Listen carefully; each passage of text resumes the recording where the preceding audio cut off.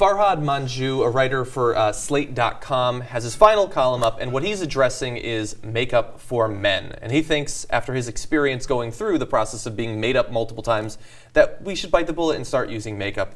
So we're going to show you some pictures, obviously, but we also have a quote. This was his final column? He really didn't...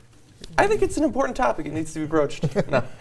So a makeup artist that he consulted with while finding out more about the different types of makeup and how you can use it, this is Rosehill, said, when men think of makeup, they think it's heavy, that it's unnatural. But we're living in a new century. Today's makeup looks like skin. You'll just look better. It's a big difference.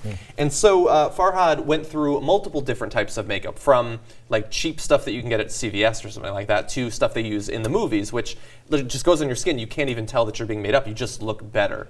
Now, I have to imagine that if most men started using makeup, like in these pictures you're seeing, they might not have that grade of makeup, but they undoubtedly would look better. Steven Tyler. Yeah, exactly, yeah. As the person on this panel who has been made up 55,000 times more than any of you, although Cenk and Michael gave a run for it there by doing shows every day. Well, Cenk, you've been made up a lot, but you don't seem made up like it doesn't. It takes. I don't take very long either. You took very little time, and so it's not so bad. Like, it's not that big a deal, and it's not. And when it's done But you well, don't want to leave with it on. But you can totally, if it's done correctly, if it's done really super professionally for television, afterwards you don't really know it's on. Unless you're going to like racquetball or something. It's context dependent. Right. I mean, but if you're going to dinner, you can leave it on, and as long as they don't do as long as there's no eyeliner involved. Yeah. As soon as you put eyeliner on a man, there's something.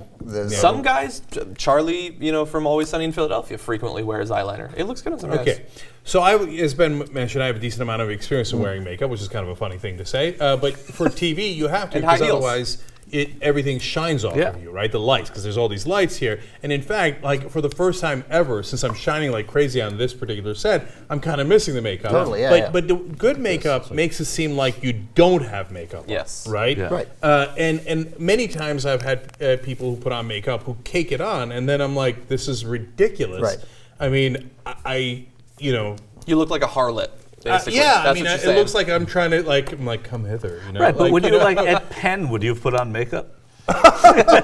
So now look, if you're not on television, of course, it's a different story, because then you're not walking around with giant lights in your face, right? And your head's not shining because of that. So, but I have a friend who's European who thought, like, one day we were going out to a club here in LA, and he was like, "You're not wearing makeup?" He's like, "What's wrong with you?" And he said to me, "Don't you want to get laid?" Okay. So there is that school of thought. Makeup makes you look better. I guess if you're not interested in having sex with women, you wouldn't put makeup on. I mean, but if you are, of course you'd put makeup on. Would you cover a blemish when you went out? Would I? Yeah. No. Outside of the context of television, I have never, ever worn makeup. When I was younger, when I was in high school, if I had a zit or something, I would put on some. But if I have something I here wasn't that I didn't even do that. I cover. I've worn makeup out, but very localized makeup. Yeah. You've made yourself up? Yeah, I've covered what I consider a blemish. But oddly enough, on my groin.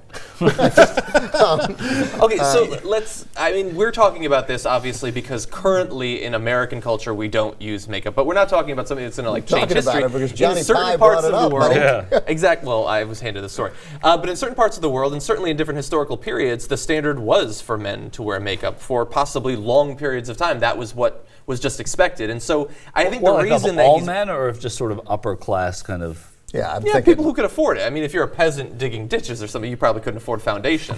You but got if you you got could natural afford it, makeup from God, Exactly. He'd make you a little bit more tan. But I think that any opposition to it, we have to understand that it is culturally and time sensitive. And I just wonder if we're ready as a culture to make the shift over to, once again, that's what guys do. Guys wear makeup. They used to wear hats. Now they don't wear hats. Like, these things change. And I like that he's at least bringing it up in his last column to put it out there, and maybe we could go back to I hope he's not, or I'm going to regret having said his last column in Slate. Could you imagine? I can't, but I got to get one thing off my chest. Yeah, right. What's with not wearing makeup? Anyway, I don't think this is a pressing issue. I loved talking about it, though. It was fun.